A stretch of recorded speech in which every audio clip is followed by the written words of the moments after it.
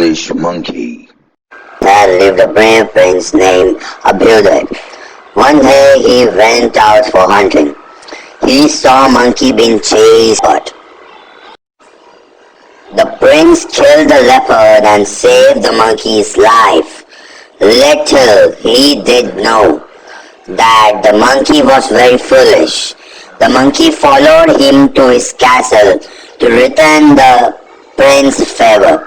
And this is what happened next.